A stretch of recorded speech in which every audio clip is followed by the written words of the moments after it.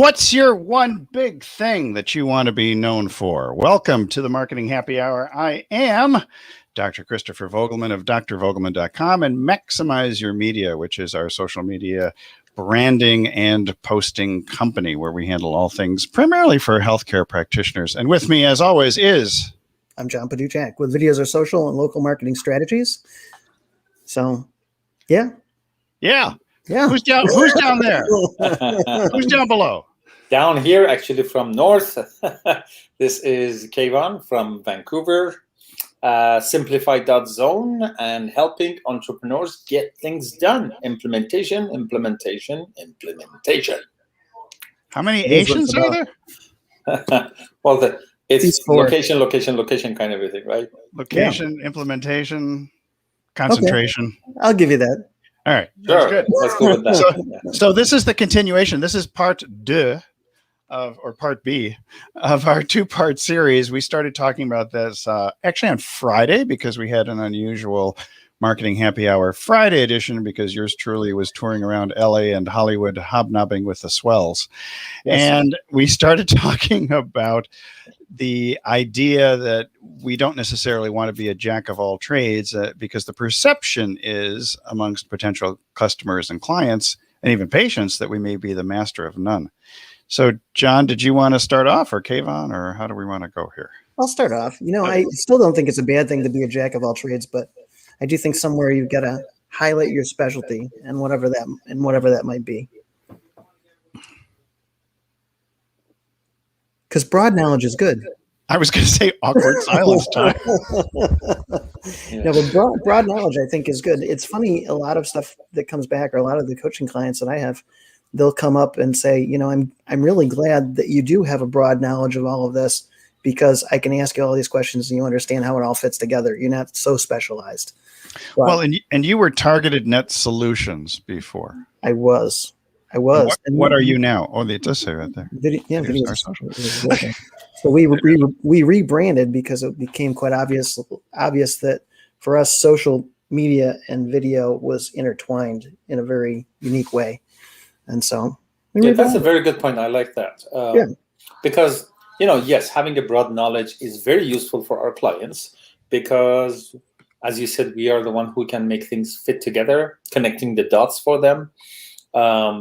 Being known for one thing, only one thing, is the other side of the coin, right, which is how we like to be seen and promote. But when they become a client, the broad knowledge and being able to connect ideas becomes very, very helpful. Like the idea that you just mentioned, bringing video and social media together, which somebody can be, let's say not broad knowledge. They can only do that.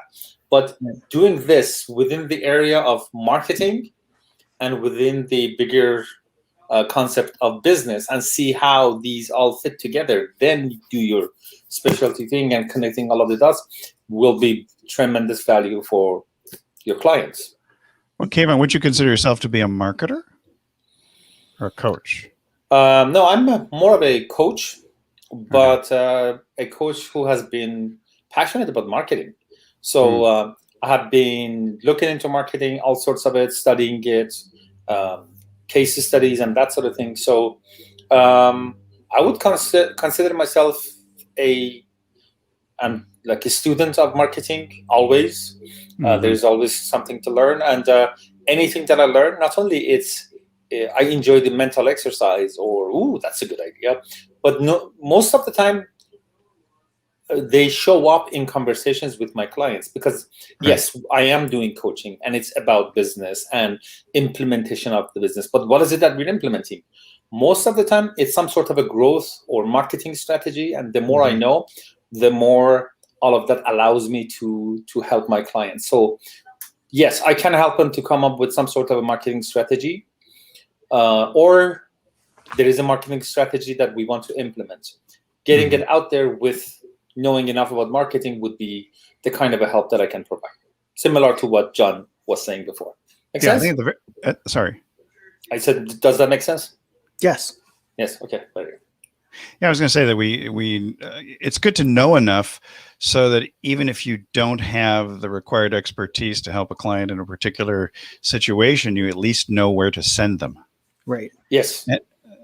And to be able to know who are the people who are providing good service versus the people who are trying to sell you a bill of goods and not necessarily delivering something valuable to your client. Correct. So for ourselves, when we hire people or we are our clients' confidant to help them choose the right provider, right? Our knowledge can help. I was talking to one of my clients that I said, you need to learn about accounting. But you don't need to be an accountant. You just need to know enough so you can communicate with your accountant when they say something you understand. And also when it comes to things like marketing or especially copywriting and that sort of thing, the way a person presents themselves to you, you can say, yes, this is the right choice for me. This is not the right choice for me. I want, this level. Just being able to distinguish the differences between providers is great help. Well, I think also the ability to push people away, to repel people, because you don't want every single person coming to you. Yeah, exactly. Like, I don't want to waste your time. Don't waste my time. And Robert Kiyosaki once said that it's never bad to know more about business or accounting in general because it helps you make good business decisions down the road. If there's certain things that you can take advantage of business wise, it all kind of fits in. Yep. Yes. Also, Jay Abraham always talks about taking some idea or a strategy from one industry and implementing in another industry. That has been, I guess he has referred to it as his main superpower he has, and he has been able to help his clients. The things that they are available in or applicable in other industry, bring him to this industry. So we can fill that role for our clients as well in the same sort of capacity. I was going to say I learned a lot too just by studying other businesses. When I worked in finance, I was forced to understand the structure of a lot of different business entities, and I find it helps me tons today. Yes. So that was another thing. Yeah, that reminds me. Many years ago, I was reading a business book. I think it was a book. It doesn't matter the source. The idea was that Wendy's sells the same product to the same target market as McDonald's. Was how many locations does Wendy's have comparing to McDonald's? It's not even 1 to 10 or I don't know 1 to 20. So opening up a location, because it's going to be there for years to come, right? It's a big investment, not only in the now but also in future and all of that. So there's a lot of factors go into that, to research it, millions in research to find out the right locations because you want to have a store over there. So McDonald's already did that. Wendy's could do the same thing and spend the same millions of dollars, but they had, we have similar product and same target market, and people don't always want to go to the same place. So our goal is whenever there is a McDonald's, we can open Wendy's across within a block or so. So basically, all of that research became $0. So that way of thinking that if somebody else has done it and you want to do the same thing, you don't have to redo it and follow them. And with that many locations that McDonald's have, even if you get 10% of that, you already have so many good, well-established locations. You can even be picky about that. You can say, I'm going to open new stores wherever there's a McDonald's, only if the store has been there for at least 10 years. Right. So you kind of go for their well-performing ones too. Yes. So teacher. Sorry, when I start raise my hand. So if you think of the idea of being known for one big thing, if I say this word, what's the first thing that pops into your mind? Donuts. Dunkin's. Well, I'm in Canada, Tim Hortons. Tim Hortons. See, exactly. Exactly. So they're the most famous. in my head, I think both, because coming from Buffalo, New York, are going back and forth across the border all the time. And we don't have Dunkin' Donuts here. Right. Yeah, we have them in California now, though, and they're opening up more and more, which is amazing. So going back to what you were saying, Dunkin's strategy was to open up their stores close to a McDonald's, because that McDonald's audience indeed would frequent donut shops. It's true. So that's inevitable. So if I say shoes, what do you think, John? It depends on what kind of shoes. Just shoes. Choose the shoes. You're taking too long. Adidas. Okay, Kayvon. Shoes. What did you say, John? I said Adidas or Nike. Right. So for some reason, when you said shoes, the image in my head was black shoes. Yeah. So I like this store. I don't know if you guys have it over there, called Aldo. Yeah. Aldo. There is an Aldo, Yeah. yes. And Yes. the reason that I like Aldo, because for some reason the template that they have for shoes, it fits my feet really well. So their template is comfortable for me. What happened to John? I don't know. We've got an interesting image there. So he's I don't coming know. back to us. Are you That's coming weird. back to us? Why I'm don't you pop out and pop in? I'm gonna Apparently pop you're back on then. Oh, there he they're is. fine. Yes. Oh, hey. We Back. get these glitches every once in a while. Jeez, I know. We broke StreamYard. No, but There's if a you glitch in the remember, matrix. if you remember last time you brought up shoes, and I said, Yeah. I think of shoes in categories because I'm a sports person. I do a lot of stuff outdoors. So if you were to say sports shoes, I would say Merrell. I'd name those types of things. If you were to say sneakers or casual shoes, I start to think of Skechers and Nike and all of that. If you said dress shoes, I start to think of Cole Haan and Florsheim and all of those shoe manufacturers. So shoes is one of those things that I break into categories. But there's got to be one thing that pops in your head. If I said sneakers, what would pop in your head? I would say Nike probably for sneakers. Nike, and yet they consider themselves athletic shoes, and Converse would be sneakers. Yeah. So it just depends on what you're looking at. I think Clark's only because I want the most comfortable shoe that I can wear. Yeah. In fact, I'm standing on Clark's right now because I decided I'm so tired of sitting that I have to be standing. Yeah. Let's go a little bit more abstract. What if I say fast? What? Then what do you think? Fast? What? Fast. Like intermittent fasting or keto diet? So that's interesting. You're I was talking thinking about the speed? fast car. Oh, I was thinking James Schramko's super fast business. That's the first thing There that you popped go. into my head. You're thinking of a fast car. Okay. Well, when I said fast, I was thinking about speed, right? I thought you were thinking about loose women. Or intermittent fasting. Let's go back to intermittent fasting. The intermittent This is a family show, man. Well, again, it goes back to kind of like what you're doing or what you're thinking about and segmenting. So I've been working on diet strategies and stuff lately. So when you said fast, I'm thinking about actual diet fasting. Yeah. Intermittent fasting. And I have been doing intermittent fasting for the past 2 weeks or so. For the first week, I did the 16-8. Mm-hmm. And then I switched to 18-6. I haven't been doing it yesterday. But yeah, on the days that I'm doing it, I'm doing the 18-6. And one of the things that I really like about it is after 3 p.m.,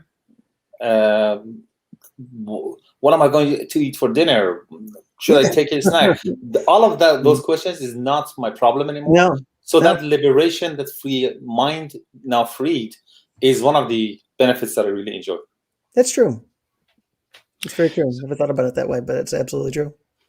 So back to the thing about specialists and one big thing. So we mentioned last week the traditional phrase, which was, that generalists get paid and specialists get rich.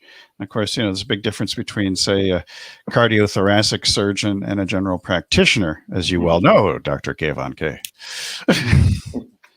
But so, John, when you consider yourself a specialist, what would you consider yourself to be? A video marketing specialist, or what is your specialty? I consider myself more of a specialist in the technology and implementation of video and social media. So that's kind of where I fit uniquely into the curve. And they call you super patient. Well, you're the anti-procrastination specialist. Yes. Whereas Kayvon is the simplifier. So, Kayvon, you were previously doing general business consulting, or did you niche down into a particular segment? No, I always, first of all, I wanted to get experience when I started with all sorts of business. So I talked to everyone, paid or not. And then I noticed that I can help better when it comes to two things. One, the startup. Two, growth. And then I got with the, being interested in marketing and online marketing and all of that. It became more growth coaching. Then the simplification. Then with my attention to productivity, it became a lot around personal high performance kind of a thing. And how, because growth strategies or whatever. It's still the implementation, what John said, right? So a lot of it is how they can better use of their own time for that implementation. So right now I call it implementation, and it has that this is about you and this is about this part of the business, because they two have to match, to be able to take it to the next level. We can have the best strategy, but if you are not running it right, yes, go ahead. So would we, in a crude way, call you "get off your ass, coach"? Sure. Yeah. Sorry, like that. Start doing something. It has something to do with that. It's either kicking your ass or getting off your ass. Yeah. It's in the same general vicinity. It's a kind kick to the glutea. Yeah. Well, actually, kind click. I like that. What I heard people say a lot is, which I turned it around. So I say I help people get out of their own way. Yeah. Right.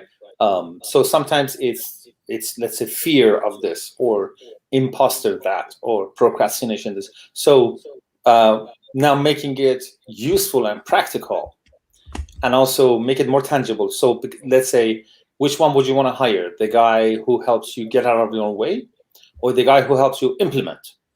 Right. So therefore, even though that's what I do, and it was called Simplify, all of that, but again, making it something to be known for and ignite something in there. So therefore, I am now using the implementation coach as the language. Yeah, to be known for. There are not. I don't recall many implementation coaches in the world. I made it up. So you make it up, exactly. Yeah. So John, you're what would you be? The video anti-procrastination video. I don't know. In a lot of things, or in a lot of ways, I'm kind of similar in video, a bit of an implementation coach of how it all fits together with the marketing of the business and the broader picture of it, down to the specifics of how to put it together. So sort of seamless integration. Yeah, seamless integration and automation of it. Yeah, the integration is important because videos has a good chunk of technology involved. Hugely. Equipment or software, right? So that can quickly become overwhelming. Just helping you implement all of that, pick the right camera, picking the right software, picking the right method of approach. Like I work with this podcast company. People have a hang up on how do we create episodes. So just by simply telling them, some people are comfortable making video daily calls like this. Some people like to do it in 2 days and batch 12 episodes. Yeah. And as you say that, and it's simple, right? But because you tell them, you show them how implementation can look like, you make it simpler. Very much similar to, I'm guessing, to the video situation. Right. Right. And I'm a big proponent of the simplification of video. I find that a lot of stuff is overdone, overworked, over massaged, and it's easy enough to get the point across very inexpensively, very simply, by just walking through it with an audience versus making a real big production of it. Yes. Well, how many people, John, have you found would actually feel comfortable just using a phone as their broadcast studio? It's funny. Probably not a ton until we talk to them, and then they feel very comfortable with it. And so it's one of those things that most people don't think about. They think they need a camera crew, I need fancy equipment, and it's so opposite that. All you really need is the broadcast studio in your pocket, and you're all set and ready to go. Yeah. So when it comes to your messaging, in terms of just being able to do your elevator pitch, I mean, how many words can you condense this stuff to? I ask either one of you, because I'm curious as to how succinct we can get to get the message across that can sort of penetrate all the noise. I understand implementation coach kind of does it, I think. At least it's conversation opener. Conversational. Yeah, it's a conversation. Yeah, because you guys, I don't know if this is a real thing out there, or I guess my mind came up with it, but we have the pitch. Yeah. And we also have the elevator pitch. Yep. Right, which is a 30-second version of it. It seems that there should be another, or if there is already a Twitter version of it too. So you need a Twitter version, so you get enough attention, so you have a chance to do your elevator pitch. which gives you a chance for your main pitch, right? So the same thing goes, we're talking about Eugene Schwartz the other time and advertising. The whole one of my ad. favorites. What's that? One of my favorites. Yes, it's one of them. So he mentions that the job of the ad is to do whatever it's doing, but there are segments in it. So there's the headline. If the headline doesn't work, nobody's going to read the rest of the ad. So the job of the headline is not to sell them. The job of the headline is to get them to read the next line. And the job of that line is to get them to read the next one and the next one. And through all of that, you do your story. So the whole ad has one purpose, but the headline has another purpose. Right. So that's getting their attention and being, with the right amount of words and that sort of thing follows the same sort of a formula. What can I say now so I can get it to the next level of conversation? And what should be said there to get them to the next level of conversation?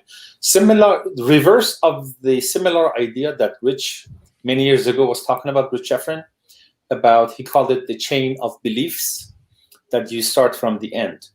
In order for somebody to want this product, has the problem, knows they have the problem, they are looking for a solution, they are willing to pay for a solution, they want my solution and they want it now, is a mindset that is different from few steps before that a person has a problem, they know they have a problem, and they're looking for a solution. Maybe they're ready to pay for it or not. So all of these steps, you can walk backwards and come up to the very first thing. It's funny you talk about elevator pitches, because I was on a call earlier today with Maggie Sterner, who's actually a mutual friend of John and I. We were in a group together, and she used to be what was she? She was the chief of the bureau in Johannesburg, South Africa, for CBS News, and also was at NPR for a long time. And she was just going over things with me on the elevator pitch. And I think elevator pitches are more like 15 seconds because you don't have a lot of time in between floors. But she was mentioning it was the brief. She talked about it was short, it was succinct, clear, it was simple, and there was no jargon involved in it, and it wasn't salesy. Just the truth, the whole truth, and nothing but the truth. You're on. Yeah, is what it was basically. What problem do we solve and for whom? Yeah, exactly. And how do you drill down?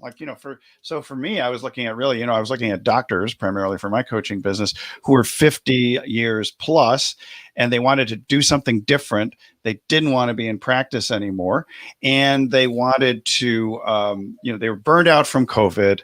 They had still an interest in health and in helping people, but they just couldn't stand the broken business model that they were in. And so I just kept narrowing, but they had to have a certain other interests in order to find the right audience for the offer that we were putting together. Mm-hmm. And so I guess sometimes if you're known for the one big thing, you hopefully have the one big audience that thing will fit in with. Yes. Mm-hmm. Even if they don't know it at the time, because they don't know it. They know it. Sometimes you say it, people that thing, They know what they want. Yes. But they don't know what they need. Correct. Right. And so your one big thing, I think, doesn't have to tune into what they want initially. Yes, it does. We have to make sure that we don't miss that. Yeah.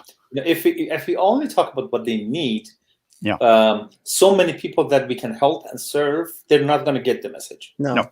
So that's being known for one thing. The main purpose of it is to get their attention, and they say, "Okay, I'm intrigued. Tell me more." Or that sounds like something that I want. That's something that I need. Videos are social. Right. It has a few keywords in there that I'm thinking right there. Yeah, videos. I might need that. Social, yeah. But then the tagline, because I do think that a lot of people, they're looking for, we always talk about they're looking for health, they're looking for wealth, and they're looking for better relationships as those mega marketplaces, if you will. So don't we have to say something about revenue or money or something? Because ultimately, a lot of folks who are in business, they do want profits. Well, they don't want profits. They want the thing that profit gives them. True, but they want money. Correct. And if that's what we do, we just say that. Yeah. What do? I help increase profits. And some people do say that. some people say I help you to have, less worries, more freedom of mind, Right. that kind of a thing, through making more money, through making more profits. Right. So different people have different talents, different approaches. That is the thing that, like the doctor's example that you mentioned, for them to narrow it down. And they need somebody like you, Chris or John, because this is, even though we can conceptually get what needs to get done, this is very hard to do by yourself, even if you're a marketer. So people like you come to the picture to have that conversation with them and guide them through that narrowing down process, so they can eventually end up, with your help, to that single idea. By yourself doing this, it's very, very hard. It can be done, but it's very difficult. I mean, even John and I both have our coaches who do some hand holding with us, because we always need guidance, especially when we encounter obstacles that we've never seen before. And we talk a lot to each other about all the stuff. But, I love what you said, Kayvon. Eugene Schwartz does such a great job of putting all of this stuff together in a concise picture, and the picture words and all of that. How did you come across this book? Because I know it's kind of an unusual book. It's out of print. And I know, and Brian Kurtz. Yeah, I heard. And he's in our group for local marketing strategies. Brian Kurtz owns the rights to Eugene Schwartz's work, and he's in our local marketing strategies group.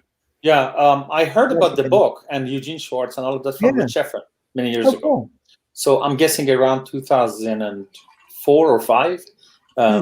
Then a while later, I found the book online, and I remember that you would buy a book for $20 or $25 at a time.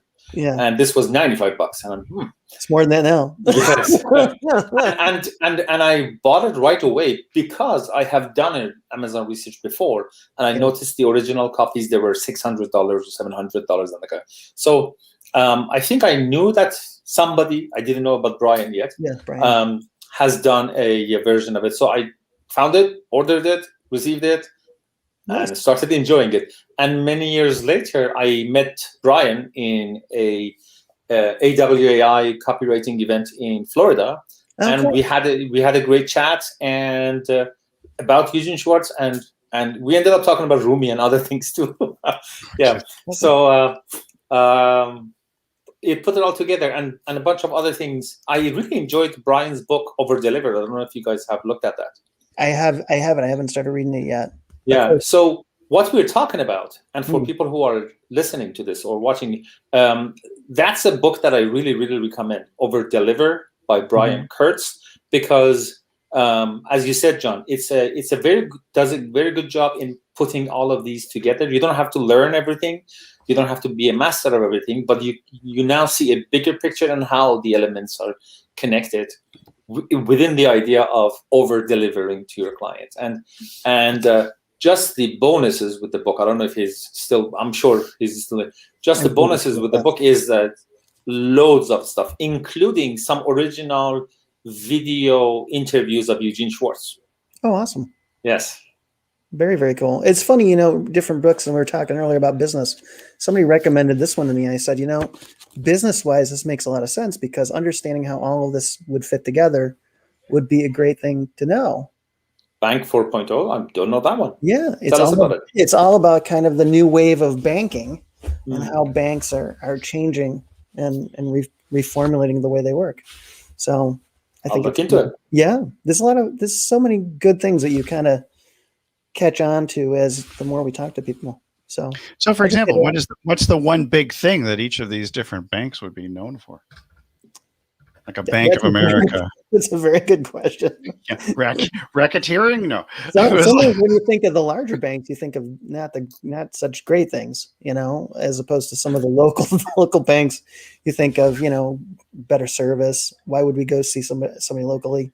Or the Bank of the Sealy Posturepedic mattress.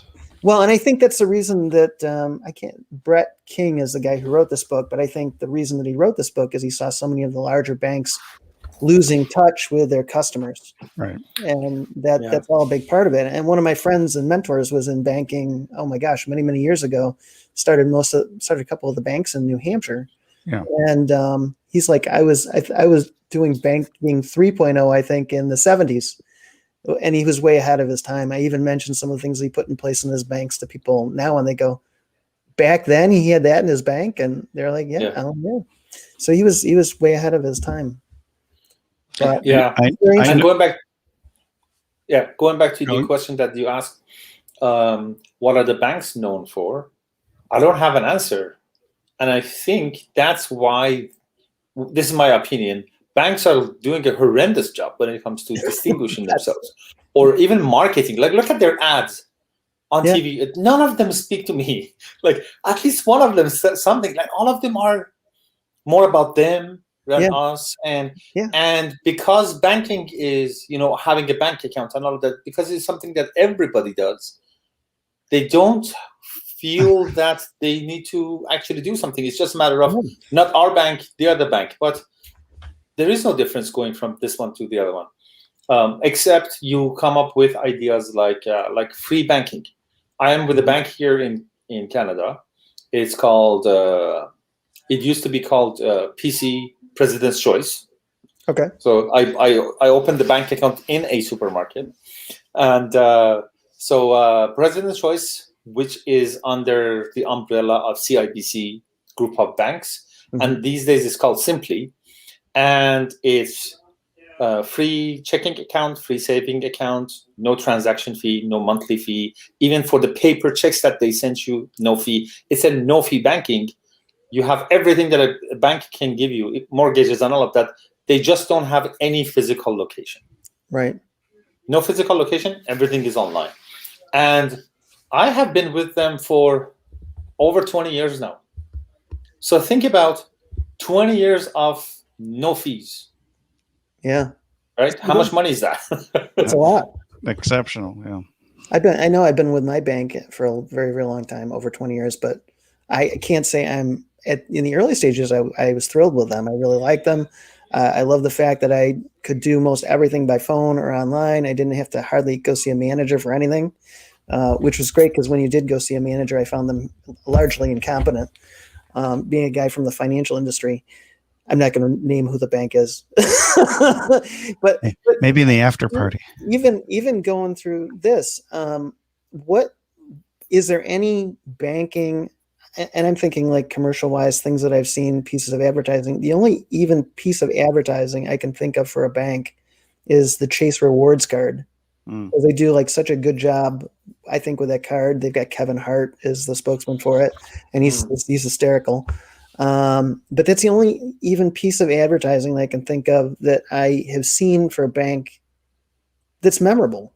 Yeah, and it's probably Kevin Hart has a lot to do with. Yeah, it has a lot to do with that. Most probably, if they could do the same ad with commercial actors, it wouldn't stand out. Unfortunately, most of when we said, I give you this word, think about something, most of the things that we are saying is only bringing back unpleasant memories when it comes to banks. Right. Listen to this one. Like many years ago, this is back in early 2000s. So probably 2000, 2001 or something like that. I wanted to buy my first home. Yeah. Because just 2 years before that, we moved to Canada. So myself and my wife at the time, ex-wife, we are at the bank, we're signing the papers and all of that. And they mentioned you can get some of your retirement RRSP to contribute to your mortgage. And I'm looking at your account, you have this much more that you can buy. If you buy it now, we can apply all of that and, it works better for you.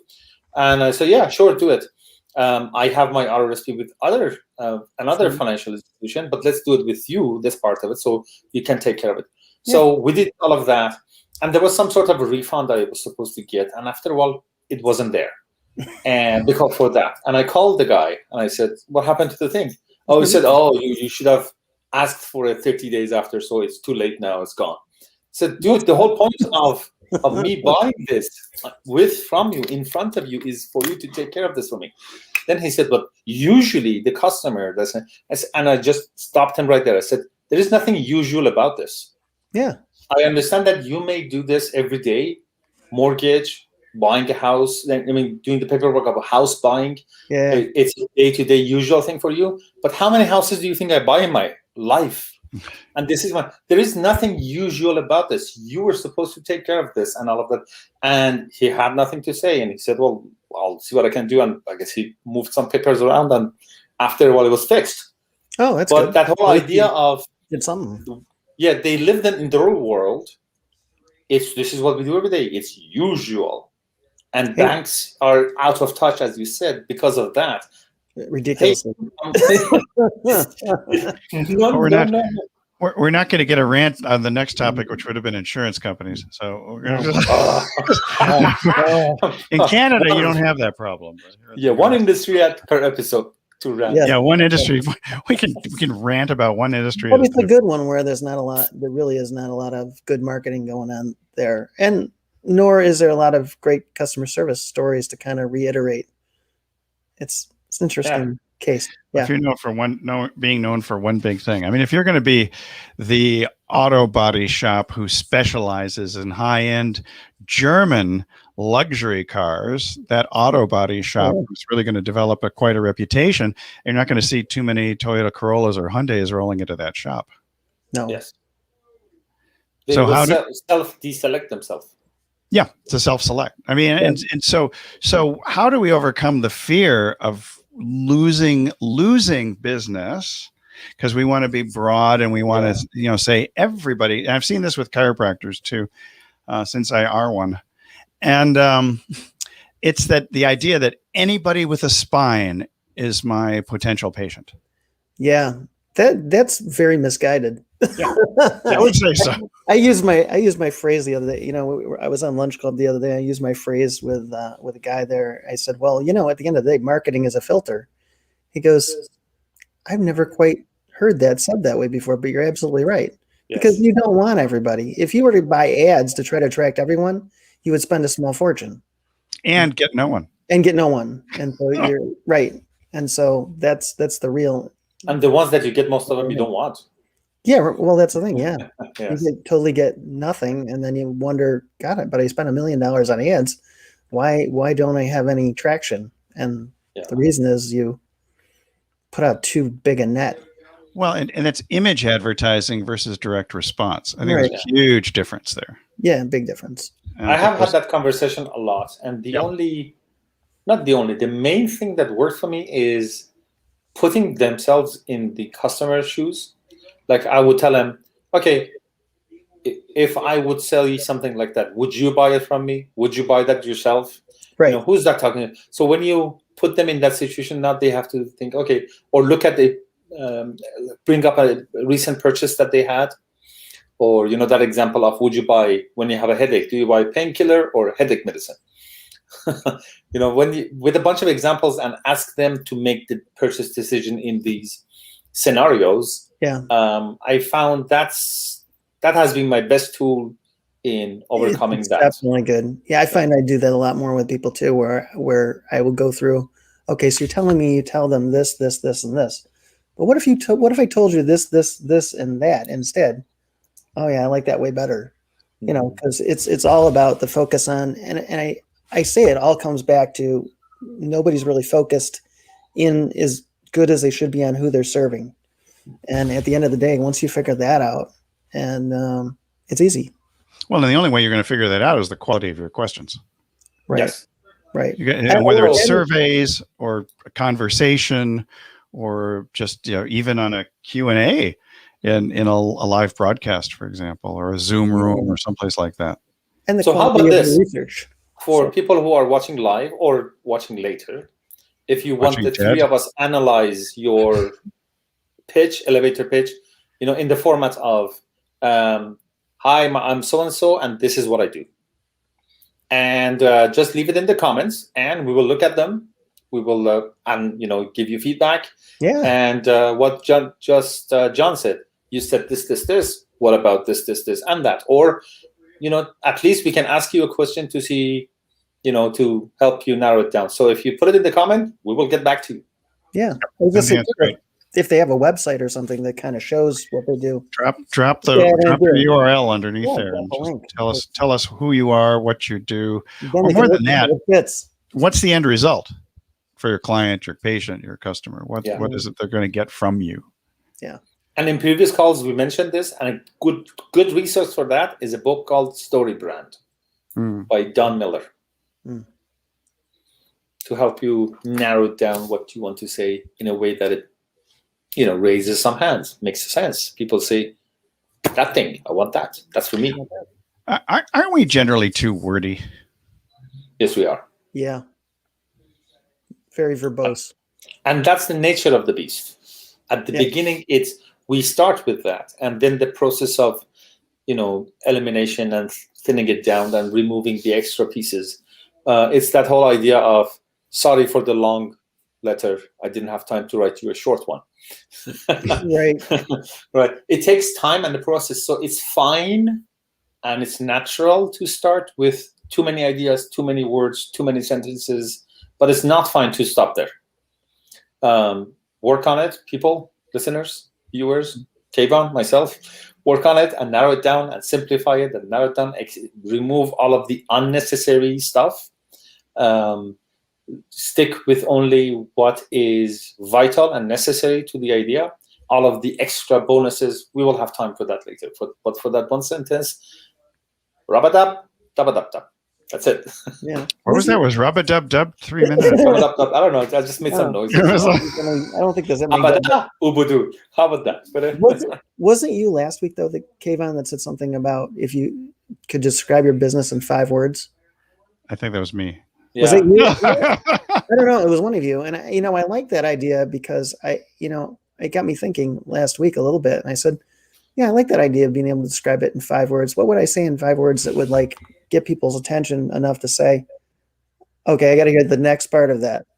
And that's all you really want. That's one of the reasons that, a guy I went to college with came up with the idea to do 6-minute webinars, which I thought was brilliant because, most of us don't want to sit through an hour-long one. And most of us would like to have a 6-minute webinar for lead gen would be great. Just enough to get people to say, yeah, I like Kayvon. He can solve my problem. And I think I ought to talk to him.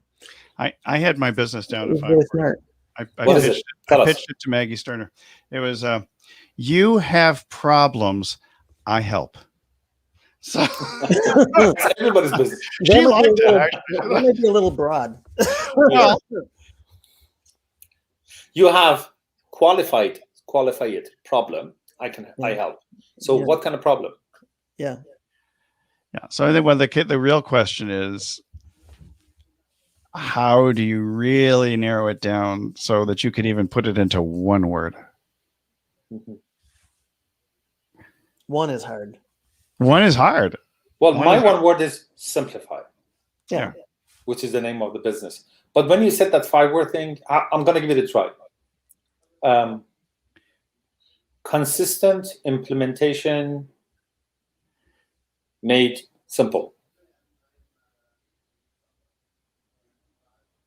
Or made easy. It's hard because you want to call out the person or the people whom you help too. So it's interesting. Maybe we'll try the exercise in the future, maybe with 7 words, and see if we can come up with that. I feel like we're trying to write Zen koans or haiku poetry or something like that. Haiku marketing 101. 7 syllables. Yeah. Well, the formula is I help group of people achieve certain results. Yeah, right. In a certain time frame. In a certain time frame, that could be even better. Yeah.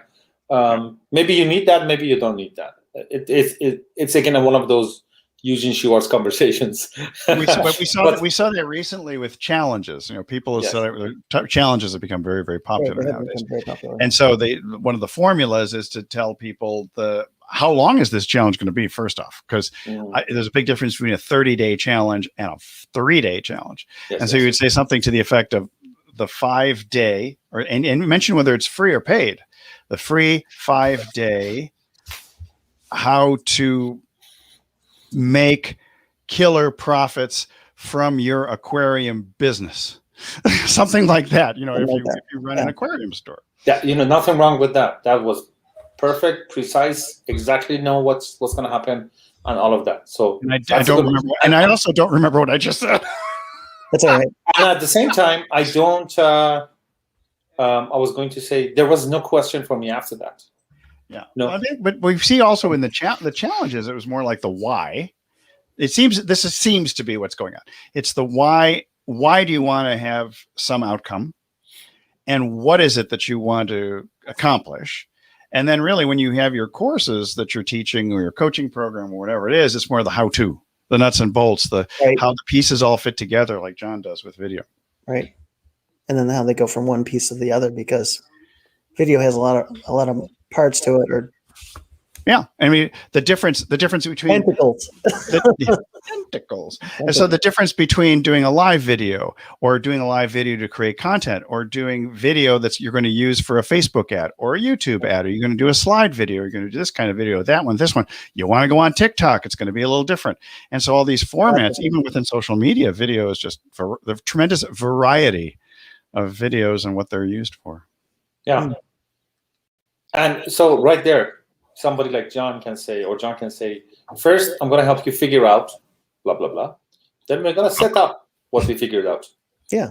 It's a 2-step process or 3-step process, that kind of a thing. Removes the stress of now the idea of I want to have videos going on. So we're going to brainstorm, then set up, then, I don't know, implementation, something like that. Yeah, I know I'm trying to change my wording on one thing, which usually my general thing that I say is that, videos are essential to your business, and I resolve your technology or make the technology side of it super simple for you. There you go.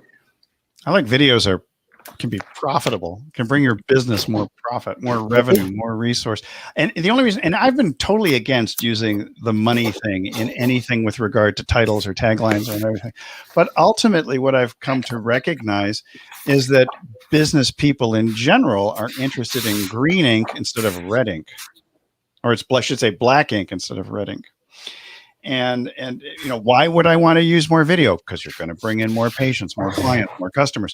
Why would I be interested in simplifying my system? Well, because you're going to wind up, with a better business that's more profitable that you could eventually sell. Right. Why would I want? And so the why? I think it's the thing I remember from long ago. What's everyone's favorite radio station? WIIFM. What's in it for me? What is the result? So I'm wondering if we promise a result, is that more difficult than saying, I am a personal injury? Yeah, I think it depends on what stage are we helping them to create a result, because simplified is lead generation, lead nurture, lead conversion.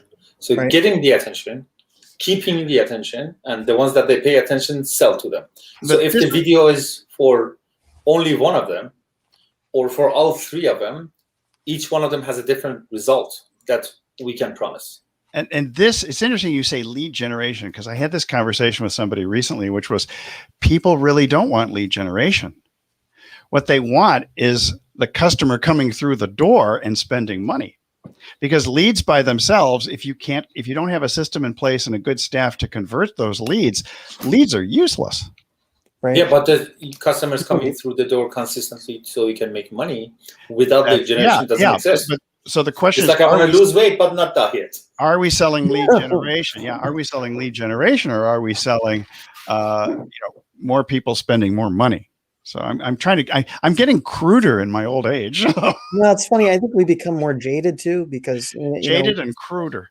Well, we were having a conversation earlier today about the fact that a lot of SEO, a lot of lead generation isn't done correctly, and so many times we expect to get leads, and then when here you are, you spent $1,200 or $4,000 or $5,000, and they come back to you and you say, "Well, I didn't get anything from what you put together for me." I got 0 leads. I know it's not me. I don't feel you followed through on your promise of bringing in the right. But you don't always know that it's not you, because I've seen this in doctors' offices where leads are coming in the door and the staff doesn't call back the people. Oh, well, there you go. And that's not the fault of the lead generation expert. That is a common problem. Yeah. Staffing is huge. I think it is possible to know whether it isn't working for you or it is working for you. But I do agree with that. That happens so many times. Ed often tells the story about the limo company that they were running. They didn't want to run display ads anymore. They said, "You're not bringing us in new clients. You're bringing back our existing clients." who cares? It's more money. Yeah. It's more money at the end of the day. So who cares whether it's existing clients or new clients? Does it really matter? It's more revenue. Who cares? What you just said is very, very, very interesting. So we could have the good lead generation, but not lead conversion. Right.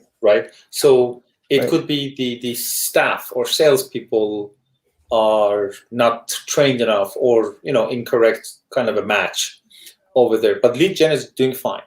So because at the end of the day, the owner looks at the bottom line. They don't really care which step had the problem. They say this doesn't work. Right. On the other hand, you can have very good salespeople and sales process, lead conversion process, bringing the wrong leads. Right. So which is it? So that's the value of having a diagnosis kind of situation going on. First, let's find out which part is the weakest link, which part is not working. Is it the lead generation? Is it the kind of leads that we get? Is it how we qualify them? Is it how do we follow up with them? Is it our offer? Is it the timing of it? Is it the pricing? Sometimes it could be as simple as payment plan, right? Sure. Identifying where the problem is becomes very crucial. Yeah. So that's a specialty for someone. I think it's important to be a good educated consumer too. With all the stuff going on, we see more and more people, who are doctors, who are real estate professionals, digging into some of the different things we're putting out to just kind of understand what's involved with hiring somebody who knows what they're doing and understands and can get me the result that I want. Yes. So that's another thing. Definitely. The one big thing. Yeah. So I see that we have about 8 minutes left. Chris, did you want to mention the after party? After party? Woo, woo, woo. Anyway, so we're going to be actually very good. Raise the roof. Raise the roof. So after this broadcast, we're going into Clubhouse. And those of you who are familiar with Clubhouse will know exactly what we're talking about.